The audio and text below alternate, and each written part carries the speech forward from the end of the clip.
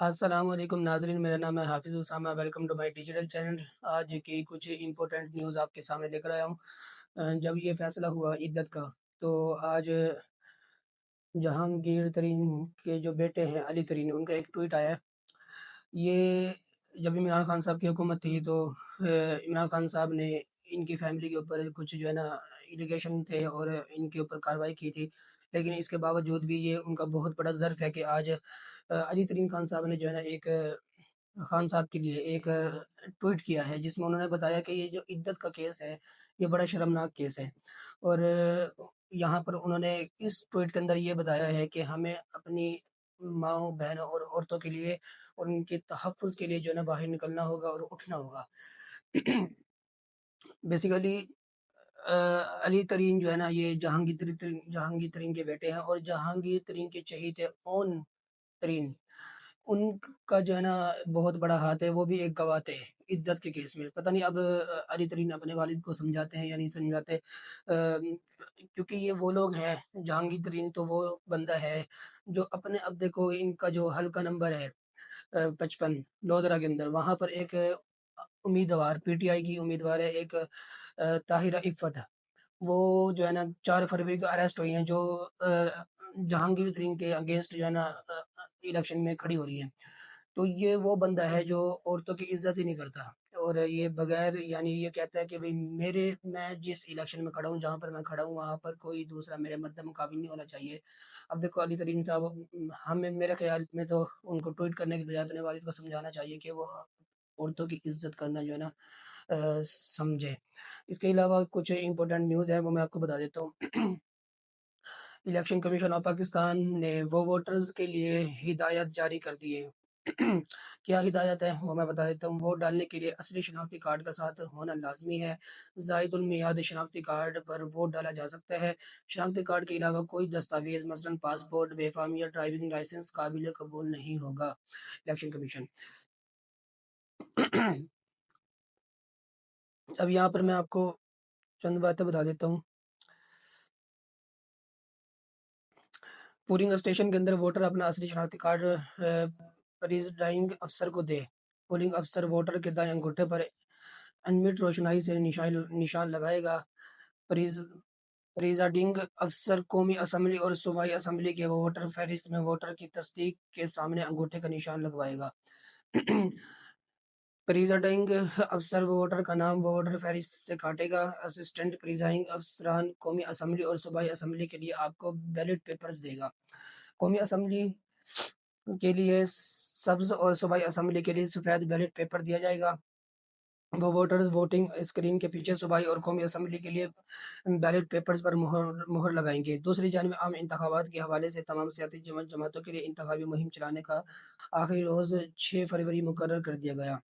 Election commission of Pakistan کی جانب سے جاری کردہ پریس ریلیز میں تمام سیاسی جماعتوں کو مطلع کر دیا گیا ہے کہ الیکشن کمیشن نے بتایا کہ الیکشن ایکٹ 2017 کی سیکشن 182 کے تحت 6 فروری 2024 اور 7 فروری 2024 کے درمیان شب 12 بجے تک انتخابی مہم چلائی جا سکے گی۔ اس کے بعد کوئی بھی شخص کسی بھی جلسے، جلوس، کارنر میٹنگ یا اس نوعیت کی سیاسی سرگرمی کا نہ تو انعقاد کرے گا، نہ ہی اس میں شرکت کرے گا۔ ترجمان الیکشن کمیشن نے کہا، کوئی بھی شخص جو قانون کی مذکورہ بالا شک کے خلاف جائے گا تو اس کو گرفتار بھی کیا جا سکتا ہے۔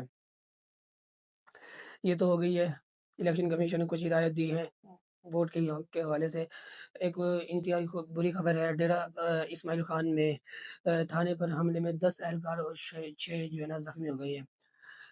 یہ جو ہے نا دہشت گردی کا سلسلہ بہت عرصے سے چلا جا رہا ہے جب سے، اور یہ کمپین چل رہی ہے، اور لوگ جو ہے نا یہ ووٹ ڈالنے کے اس میں ہے، تو یہ جو ہے نا کہ دہشت گردی بہت زیادہ جو ہے نا بڑھ رہی ہے۔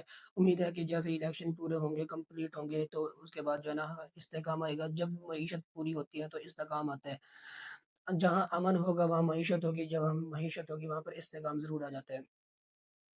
تو اللہ تعالیٰ سے دعا ہے کہ اللہ تعالیٰ جو ہے نا ہمارے اس ملک پر رحم فرمائے۔ بہت زیادہ نقصان ہوا ہے۔ ڈیرہ اسماعیل خان میں دہشت گردوں کے تھانے پر حملے میں 10 اہلکار شہید اور 6 اہلکار زخمی ہو گئے۔ ڈائی خان کی تحصیلدار بن کے تھانہ چودران کی عمارت پر تعینات پولیس اہلکاروں کو دہشت گردوں نے رات گئے स्नाइपर से निशाना बनाया। मीडिया रिपोर्ट्स के मुताबिक दहशतगर्दों ने थाना में घुस कर दस्ती बम का इस्तेमाल भी किया है। अच्छा, एक और अहम खबर मैं आपके सामने रख देता हूँ। इमरान खान को सबसे ज़्यादा खतरा 9 मई के मुकदमात में से है। मैंने आपको पहले भी एक बात बताई थी पिछले व्लॉग में कि अभी ये जो है ना हैट्रिक हुई है कि पहले साइफर का केस आया है और उसमें 10 साल की सज़ा जो है ना इमरान खान का साहब को सुनाई गई है। उसके बाद तोशा खाना का केस आया और उसमें जो है 14 साल की सज़ा इमरान खान साहब को सुनाई गई है। और अब जो इद्दत का केस आया है उसमें 7 साल की सज़ा जो है ना सुनाई गई है। लेकिन अब ये जो है ना तमाम जो चीज़ें हैं ये चैलेंज होंगी सुप्रीम कोर्ट के अंदर या हाई कोर्ट के अंदर। हाई कोर्ट में जाएँगे, हर किसी को पता है कि इसमें बहुत बड़े-बड़े ब्लंडर्स हुए हैं। जो माहिर कानून हैं उनके मुताबिक जब ये हाई कोर्ट में चैलेंज होंगे तो ये हवा की तरह उड़ जाएँगे सारे। लेकिन इस टाइम जो इनको वोट से दूर रखने के लिए जो है ना ये सज़ाएँ सुनाई गई है। लेकिन असल मुकदमा जो है ना वो 9 मई का मुकदमा है। वो मैं आपको बता देता हूँ। ये इनके लिए अज़ाब जान बन जाएगा। 9 मई का जो मुकदमा है, इमरान खान को सबसे ज़्यादा खतरा 9 मई के मुकदमात में से है। इत्तलात हैं कि फ़ौज और पुलिस के पास इमरान खान के खिलाफ 9 मई के मुबैना मास्टरमाइंड होने के सबूत मौजूद हैं। नैब भी एक नया मुकदमा तैयार कर रही है। सीनियर सहाफ़ी अंसार अब्बासी का इंकशाफ। सहाफ़ी अंसार अब्बासी का इंकशाफ किया है कि इमरान खान को सबसे ज़्यादा खतरा 9 मई के मुकदमात में से है क्योंकि 9 मई के मुकदमात को रियासत बहुत संजीदगी से ले रही है और इसकी कोशिश है कि इन वाक़यात में शामिल अफराद को निशान इबरत बनाया जाए। और इत्तलात हैं कि फ़ौज और पुलिस के पास इमरान खान के खिलाफ 9 मई के हमलों के मुबैना मास्टरमाइंड होने के हवाले से सबूत मौजूद है। 9 मई के हमलों के हवाले से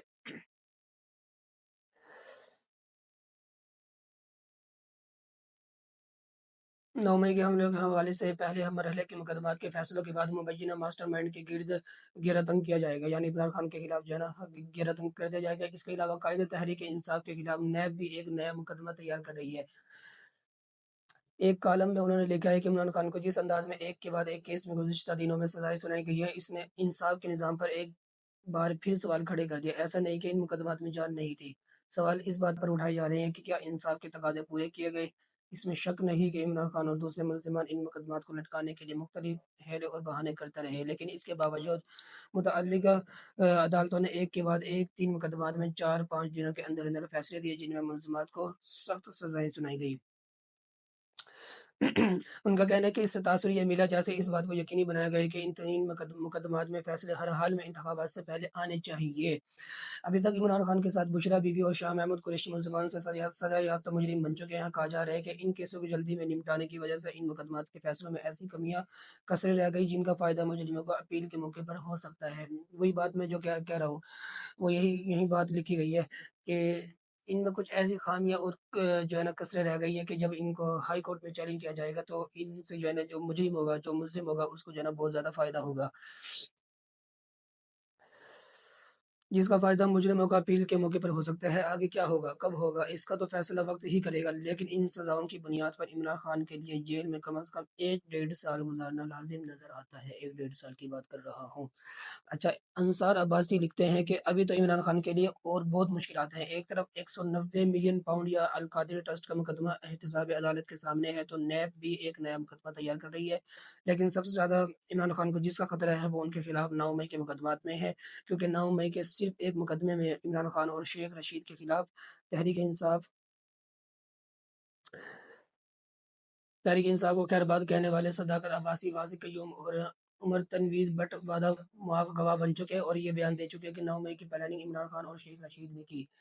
उन्होंने लिखा है कि 9 मई के इमरान खान के खिलाफ कई मुकदमात हैं और अब दूसरे मुकदमात में ये सामने आना शुरू हो गया है कि बानी तहरीक इंसाफ के खिलाफ और कौन-कौन वादा मुआफ़ गवाह बन रहा है। 9 मई के मुकदमात को रियासत बहुत संजीदगी से ले रही है और इसकी कोशिश है कि इन वाक़यात में शामिल अफराद को निशाने इबरत बनाया जाए। इत्तलात में 9 मई के हवाले से फ़ौजी अदालतों में 103 मुल्ज़िमान के खिलाफ मुकदमात तकरीबन मुकम्मल हो चुके हैं और इनमें 90% पर जराइम साबित हो चुके हैं।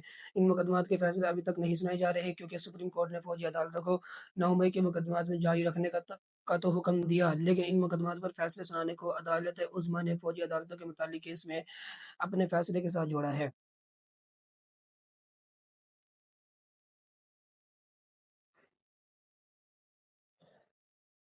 अच्छा,